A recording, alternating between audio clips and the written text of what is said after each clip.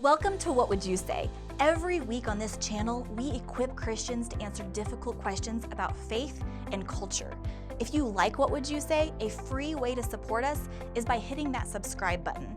If you want to see more videos like this one, hit the like button. You're in a conversation and someone says, religion has been used to justify all kinds of bad things, like war and slavery. Claiming religious freedom is just about protecting privilege. What would you say? Sometimes people think that standing up for religious freedom is really about clinging to power and privilege. They assume that Christians who defend religious freedom just want to protect their own dominance in society. But is that really true? Is religious freedom just a way to protect privilege? No. And here are 3 reasons why. Number 1, from the beginning, Christianity has taught that all people have inherent and equal dignity. Christianity teaches that all people carry God's image, or the imago Dei. That belief in the imago Dei is the foundation of a Christian teaching that turned the ancient world upside down. It put an end to the barbaric gladiatorial games, curbed the widespread practice of infanticide, and changed the way society thought about slavery.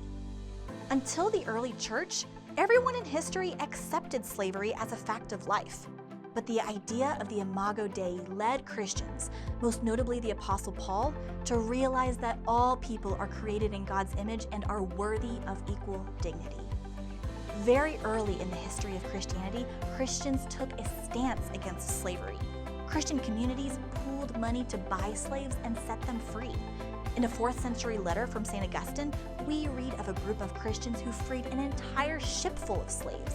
In the Middle Ages, the Christian King Clovis married Bathilda, a former slave, and the two issued the first anti-slave laws in history. Any slave who entered the kingdom of Clovis and Bathilda was considered free.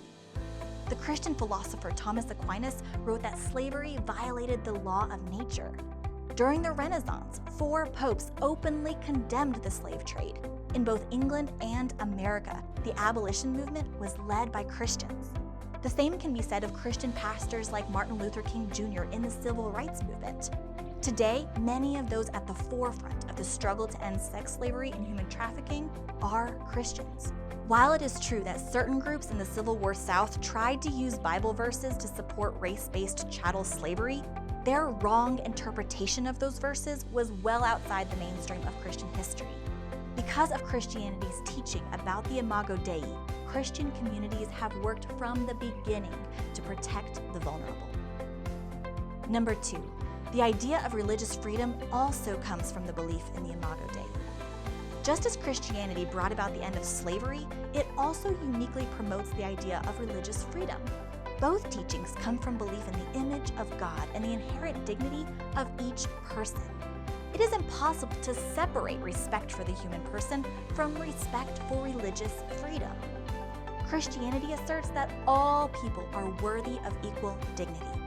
The early Christians taught that people must be free to follow their conscience in matters of religion because each person bears the image of God.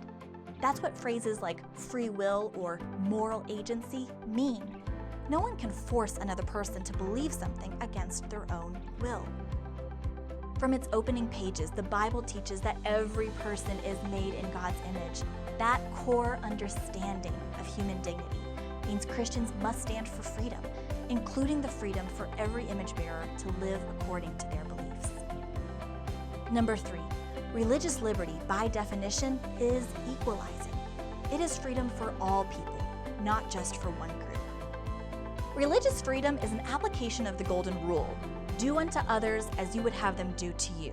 That means if Christians want the freedom to follow God according to their consciences without undue interference from the government, they must also defend the rights of all others, fellow Christians, Muslims, Jews, Hindus, and even atheists, to peaceably do the same. When true religious freedom is prized by a society, people of every faith win. Take, for instance, the Supreme Court's recent ruling that upheld the right of Catholic churches in New York State to safely gather during COVID-19. That ruling also upheld the rights of Jewish synagogues to gather. Wins like these don't just guard against government overreach for one religious group, they ensure everyone's freedom to peaceably live out their faith. So the next time someone says that standing up for religious liberty is just about protecting privilege, remember these 3 things.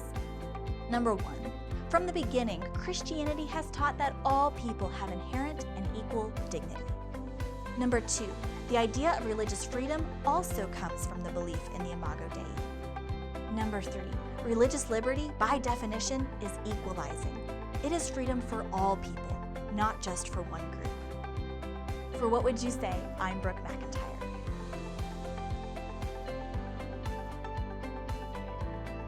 If you liked this video, click the like button and make sure you subscribe and hit the bell so that you're notified when we release a new video. And let us know your thoughts by commenting below. Thanks for watching.